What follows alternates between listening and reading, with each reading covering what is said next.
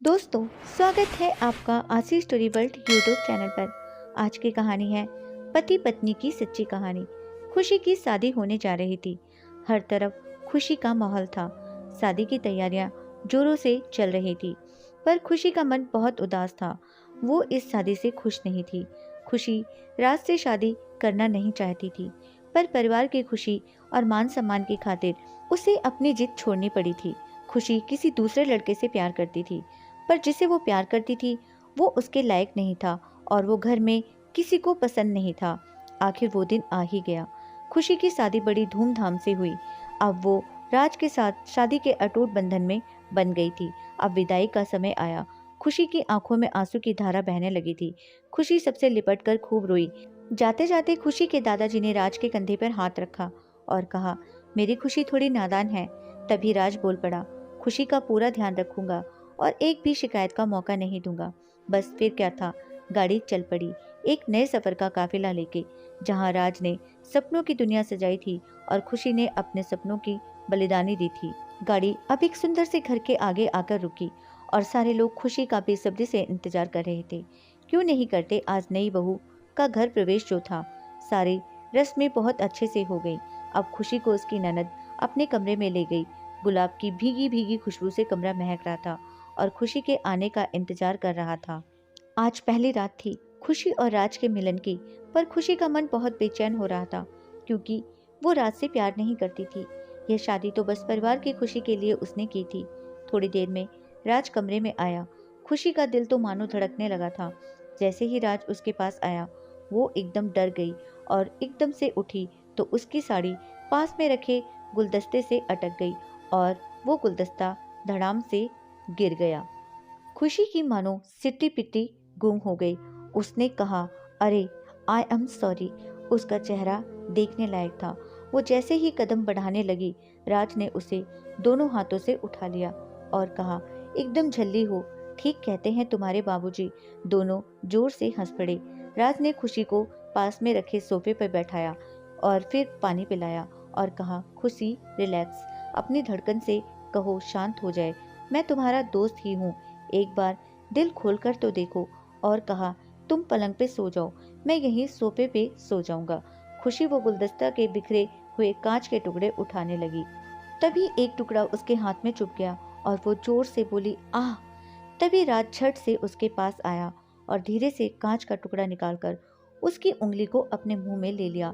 राज ने खुशी की ओर देखा। खुशी शर्म से पानी पानी हो गई थी। राज ने खुशी से कहा, यह तो पहली ही रात है, तुम ऐसी ही हो या। राज ने खुशी की मरहम पट्टी कर दी। खुशी ने राज को थैंक्स कहा और राज ने कहा, हम धन्यवाद। राज ने आगे कहा, खुशी एक बात का ध्यान रखना, मैं सब कुछ सहन कर सकता हूँ, पर झूठ और चोरी मुझे पसंद नहीं, इस बात का ध्यान रखना। खुशी ने तो झूठ का लिबास पहन ही रखा था। उसने झट से सिर हिला दिया। खुशी संस्कारों की बहुत धनी थी। उसने बहुत ही जल्दी घर में सबका दिल जीत लिया था और घर में सब उसके हाथ का खाना बड़े ही चाव से खाते थे और खुशी अब खुश रहने लगी थी। पर रवि, जिससे खुशी ने कभी प्यार किया था, उसने उसका पीछा ना छोड़ा। वो हर दूसरे दिन खुशी को फोन करता था, जिससे खुशी अब थोड़ी खींचने भी लगी थी क्योंकि वो भी बीता कल भुलाकर आगे बढ़ना चाहती थी। रवि ने खुशी को मिलने के लिए बुलाया। खुशी ने पहले तो इनकार कर दिया, पर बार बार आग्रह करने पर खुशी ने सोचा, एक बार रवि से मिलकर सब कुछ खत्म करना ही ठीक रहेगा। खुशी ने राज को फोन किया और कहा, मैं अपने एक दोस्त से मिलने जा रही हूँ, आते वक्त थोड़ा लेट हो जाऊंगी। राज के पूछने पर उसने बताया वो रवि से मिलने जा रही है। राज ने कहा, ठीक है। खुशी अब निश्चिंत थी क्योंकि वो अपने पति को बताकर जा रही थी। खुशी रवि के पास पहुंच गई थी, जहां रवि पहले से ही उसका इंतजार कर रहा था। रवि ने खुशी से उसका हालचाल पूछा और कहा, मैं तुमसे बहुत प्यार करता हूँ, तुम्हारे साथ बाकी की जिंदगी जीना चाहता हूँ, तुम बस हाँ कर दो, फिर देखो मैं क्या करता हूँ। खुशी ने कहा, बस, और वो वहां से जाने लगी। तभी रवि ने कस के खुशी का हाथ पकड़ लिया। खुशी ने कहा, मेरा हाथ छोड़ो, मुझे दर्द हो रहा है। पर रवि कहाँ मानता। उसे तो खुशी अकेले में मिल गई थी, उसे तो यही चाहिए था। तभी राज वहां आ गया और उसने रवि को कस कर झापड़ लगाया और राज को अपने सामने पाकर खुशी जैसे सन्न रह गई। उसकी आंखें शर्म से झुक गई और वो राज के पास पीछे जाके खड़ी हो गई। राज ने रवि की अच्छे से बैंड बजाई और खुशी को घर चलने को इशारा किया। राज खुशी को लेकर घर आया। राज आज बहुत गुस्से में था। उसने खुशी से कोई बात नहीं की और सीधे कमरे में आके सोफे पे लेट गया। खुशी शर्म से पानी पानी हो रही थी। वो राज के पास आई और कहा, राज, आई एम सॉरी, मुझे माफ कर दो, मैंने तुमसे इतनी बड़ी बात छिपाई। खुशी की आंखें अब बहने लगी। राज ने कहा, खुशी, कल तुम्हारे मायके जाना है, इसलिए जल्दी से तैयार हो जाना, बाकी की बात कल करेंगे। यह कहकर राज सो गया। खुशी रात भर सोचती रही, कहीं राज मायके में जाकर सब कुछ बता तो नहीं देगा, और वो डर गई। पर अब क्या करती, उसने गलती भी जो कर दी थी। राज खुशी को लेकर अपने ससुराल के लिए निकल गया था। खुशी की आंखें राज ने पढ़ ली थी। खुशी ने राज से कहा, राज। राज ने बोला, हाँ बोलो।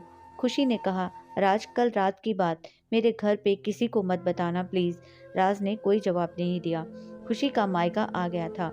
जब बाहर कोई लेने नहीं आया तो खुशी ने गेट पे धक्का लगाया तो सामने सब उसके इंतजार में पलके बिछाए हुए थे और उसे पहली वर्षगांठ की बधाइयां दे रहे थे।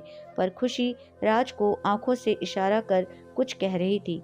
खुशी के दादाजी ने राज को अकेले में बुलाया। उन्होंने राज को धन्यवाद कहा। यह सब जानते हुए भी खुशी किसी और से प्यार करती है, फिर भी तुमने मेरी बेटी को अपनाया।